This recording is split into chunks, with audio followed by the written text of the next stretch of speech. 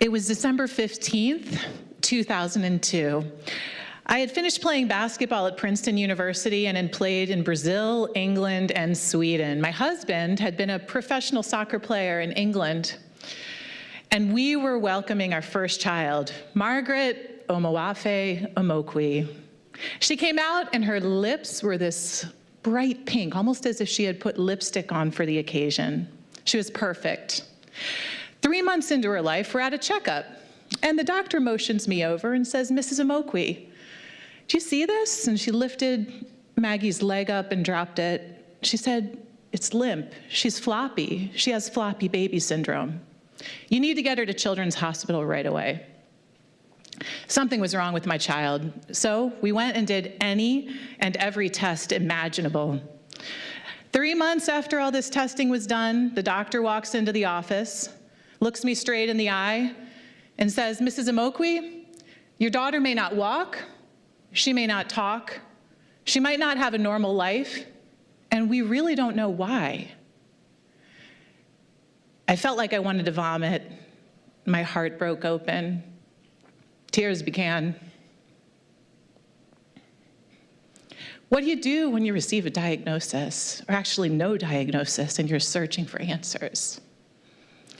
Well, you go back to your day job. I was a corporate manager, climbing the ladder, and I'd run in the middle of the day to therapy appointments to help my daughter, and then I'd come back to the office and put on my everything is okay mask. I'd go into my office, I'd often shut the door, and I'd sit at my desk, and I'd cry. And I started to ask myself some tough questions. Why am I even here on this planet?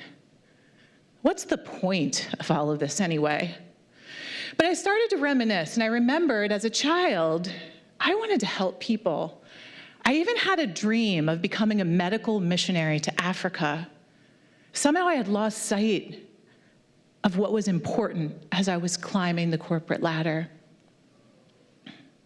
In some of my darkest moments, my friends knew I was struggling, so they had done all sorts of things for me. One of them had offered me a book, and I had put it by my bedside table.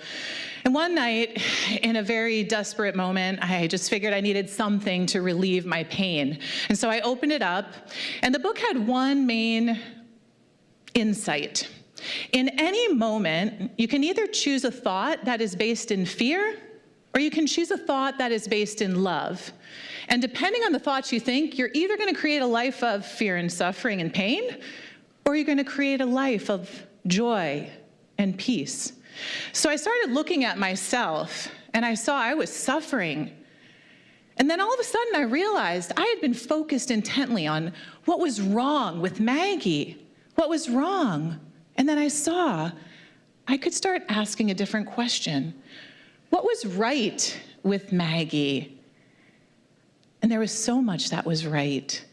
She was this cute little baby with curly hair and sparkling eyes, and we would go into grocery stores, and she'd look people in the eye, and she'd enchant them, and they'd smile. And no, she wasn't keeping up with her peers and their milestones, but she was trying so hard, and she was figuring out how to walk. So Maggie's determination triggered me to be even more determined to take control of my own life. I got certified as a life coach. I started blogging about the ideas that had helped me. It led to me being invited to write for a national newspaper in Nigeria, the country my husband is from. That led to TV appearances, writing my first book, and then people started writing me. Email after email would come, and I would take the time to respond to readers and their challenges all the way across the globe.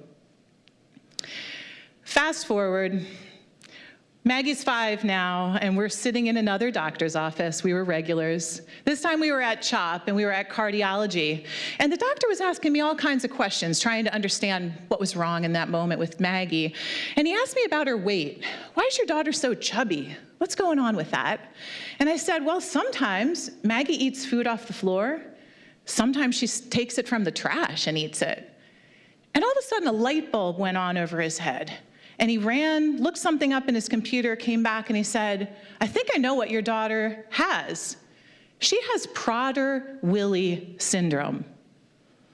A few weeks later, genetic tests confirmed she did have Prader-Willi syndrome.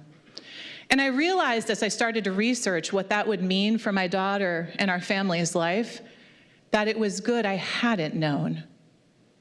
It was going to be harder than I had imagined. See, Maggie feels hungry no matter how much she's eaten. And she could eat to the point, if she was left unattended with food, that her stomach would explode and she would die. Life often gives us very unexpected challenges. I've come to the conclusion that those challenges are my life curriculum, and they're here to make me better.